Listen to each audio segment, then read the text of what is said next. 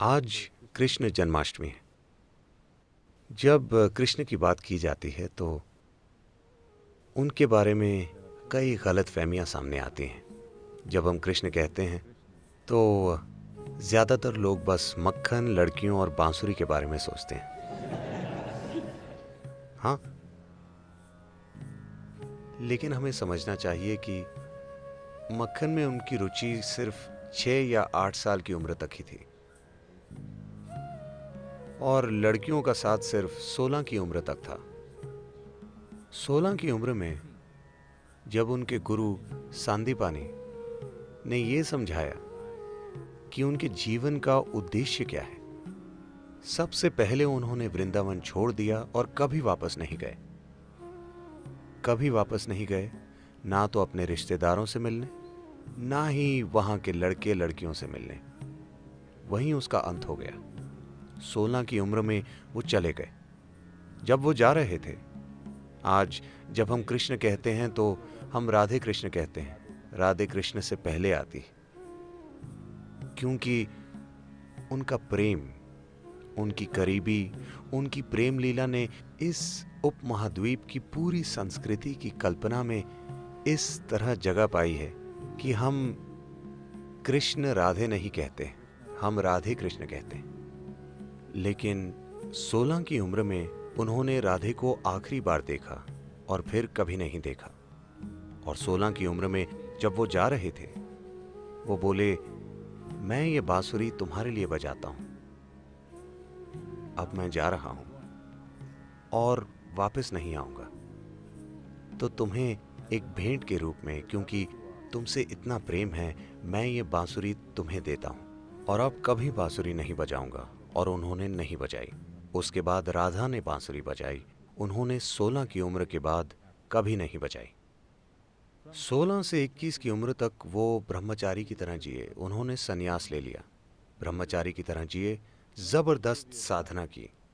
उसके बाद उनका पूरा जीवन समर्पित था राजनीतिक प्रक्रिया और आध्यात्मिक प्रक्रिया का मिलन करवाने के लिए। इसका अंत तबाही के साथ हुआ, लेकिन उन्होंने हर संभव काम किया।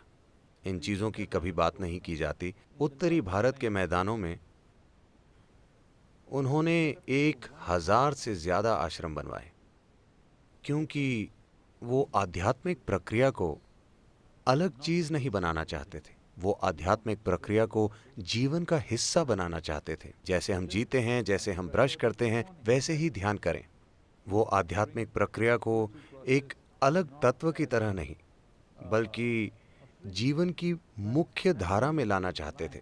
विशेष रूप से देशों के शासकों के जीवन में, उन सभी देशों के जो उस समय मिलकर भारत बनाते थे। उनका मिशन था उस समय की राजनीतिक प्रक्रिया को आध्यात्मिक बनाना। तो साफ है कि उन दिनों की राजनीति लोकतांत्रिक नहीं थी।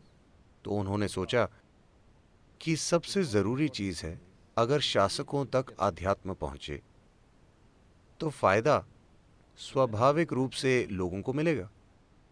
जो लोग दूसरे लोगों के जीवन को संभालते हैं, जैसे राजा या प्रधानमंत्री या आज के राष्ट्रपति या किसी कंपनी के सीईओ, क्योंकि उनके नीचे लाखों लोग काम करते हैं।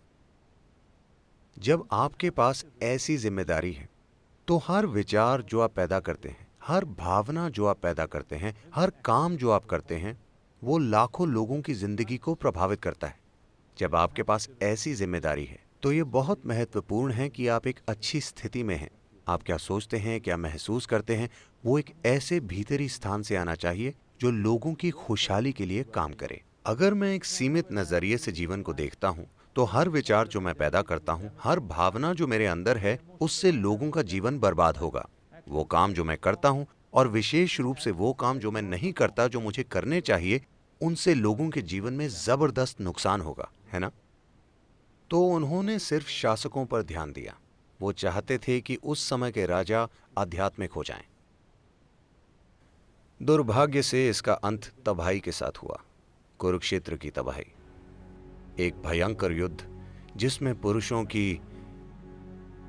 एक पूरी पीढ़ी खत्म हो गई। पर फिर भी हम उनकी पूजा करते हैं। हर वो चीज जो वो रचना चाहते थे वो असफल हो गई कुरुक्षेत्र युद्ध के साथ। एक चीज जो उन्होंने हर हाल में रोकने की कोशिश की वो था ये युद्ध, लेकिन सबसे भयंकर युद्ध हुआ और वो खुद, उनके अपने परिजन आपस में लड़े और एक दूसरे को मारा।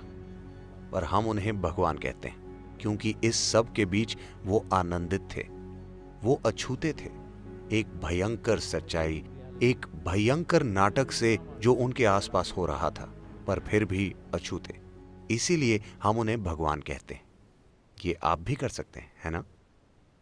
आप दुनिया में सबसे सफल बनेंगे या नहीं, ये कई सच्चाइयों पर निर्भर है। पर क्या आप एक सफल मनुष्य हैं? मतलब आप अपना जीवन जागरूक होकर चला सकते हैं, या जब जीवन आपको परेशान करेगा तो आप एक जानवर बन जाएंगे? यही सवाल है। अगर ये एक सवाल आप सफलता से संभाल लेते हैं तो हम आपको भी भगवान कहेंगे। हाँ,